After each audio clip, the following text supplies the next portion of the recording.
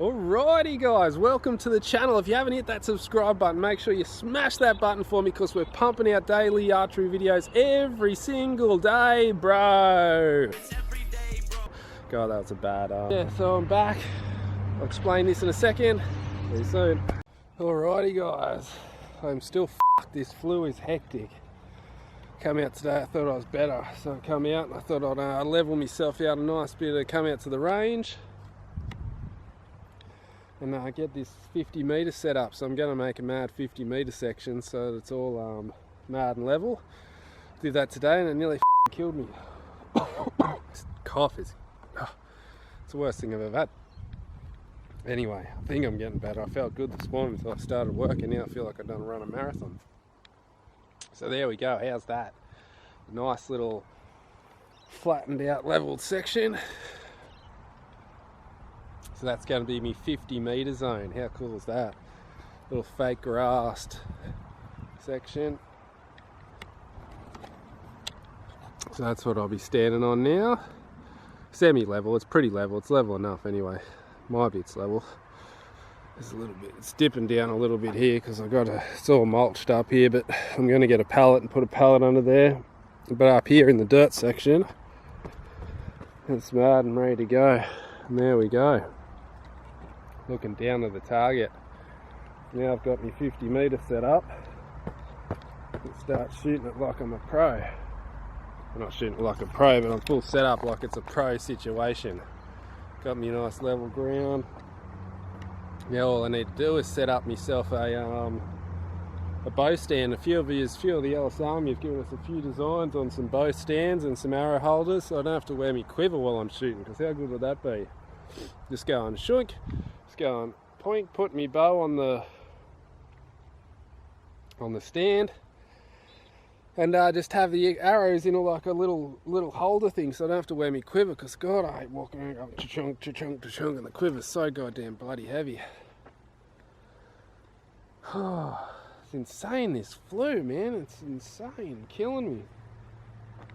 I seriously thought I was back to normal this morning. First morning I woke up not feeling like shit. It's a bit blown out. There we go, sorry guys. So yeah, this morning I woke up feeling great. I'm like, yes, I'm back to normal. It's over. I'm finally back. Phew. Dusty lens. So I was like, yes, I'm back. I'm out. So I thought I'd get the stuff together and come out and finish me little 50 metre section. Oh, I don't think I should have. I was going to shoot. I was planning on shooting, but man, after I just raked this. All I did was just rake it out level pretty much. I didn't even do any shoveling. I dead set feel like I ran a marathon. A couple of times I had to stop because I thought I was going to throw up from exhaustion. Just killing. So now I'm just going to stomp this out a little bit. There's a couple of high spots. I think the more I use it, the better it'll get, the more compact it'll get. Me compacted it down. Me and Greg, and hopefully a pro or two. Wouldn't it be nice if I can get some gun shooters to come and shoot here?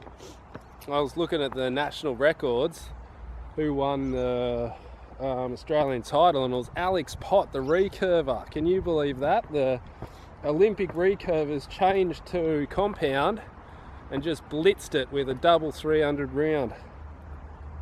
I think so it's all about technique. See, these pros, they know shit that we don't know, I'm telling you. Same with the Olympians, see, because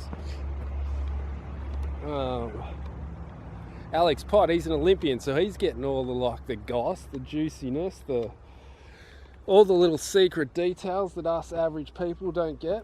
And it's just because it's a bit coincidental that he can just pick up a compound and just smash it. Obviously he knows things that we don't know. All those Olympic teams and Olympic coaches. Maybe we should try and get F.A.C.T out here.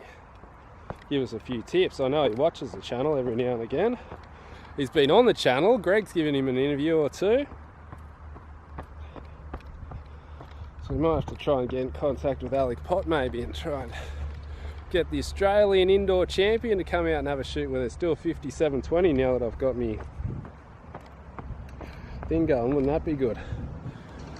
I think that's how we'll get the mad tips, guys, if I get some like gun shooters out here to tell us all the tips. Tell us what they're doing that we're not doing. There's obviously something like this unbalanced bow thing. I've been trying to work out how I can explain it. I'm going to do a proper video on it, but the theory is, God, how can I explain it? It's so hard to explain. Alright, let me use a golf term maybe.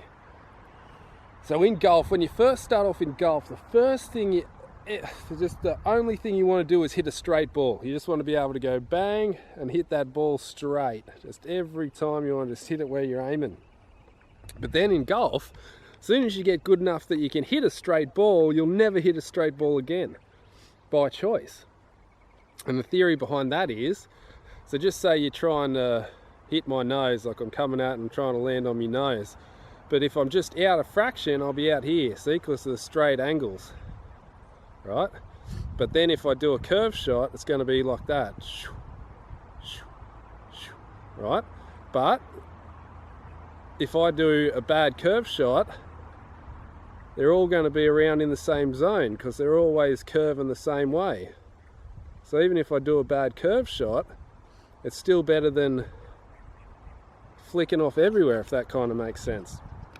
So if you're now good enough to do golf that you can hit curve shots all the time, you start curving them in because you know that it's going to land around that zone somewhere because you're curving it in. And if I'm curving it this way, there's no way that I can do a bad shot this way.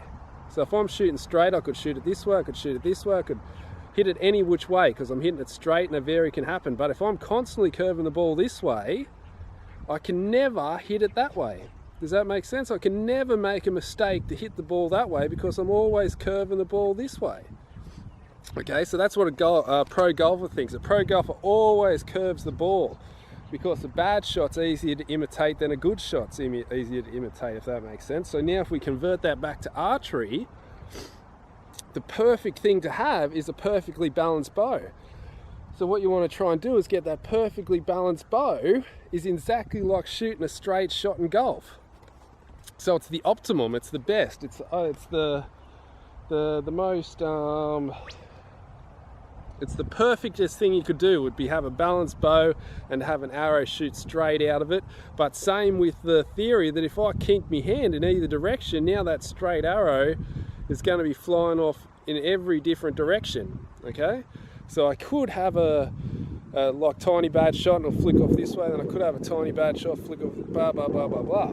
All just with a bit of hand, see? So if you have a completely out of balance bow, so now if just say my bow's constantly flicking this way, okay? So as soon as I let go, the bow wants to just jump off this side. Now, it's impossible for me to get hand this way. Can you make sense? Can you understand that? So now, of course the bow's constantly flicking this way, it's impossible for me now to give it hand this way. Is that like just makes sense or what? So now that you've got your bow out of balance this way, they say, well, doesn't that throw the shot off a little bit? And it might be, so if you have it balanced perfect, it might hit here, but then when it's out of balance, it might hit here. But it might hit here consistently. So all you do is just change your sights. So you just change your sights and bingo bango, you're hitting in the same spot all the time with taking out any variables. And that's why you see Rio Wild, he's got a butt ton on there, a metric butt ton of weight on the back. He's got a metric on the front, but not on this side. So the bow's obviously canking out this side. It has to, because all the weight's over here. And that's the theory, because if he's kicking out this way, there's no way he can throw it that way. And I was like, wow, that's insane. So that's what Adam Gibson was trying to explain to me about having an out of balance bow and how it's important to have your bow out of balance. So when it does stuff up, when something does go wrong, you can't throw it the other way. You can only throw it that one way. And if it's kinking off this way and you're throwing it all the time, of course there's so much weight to it, so much power in the kick out, by the time you do put hand in it, the bow's gone. The bow's flew off this way.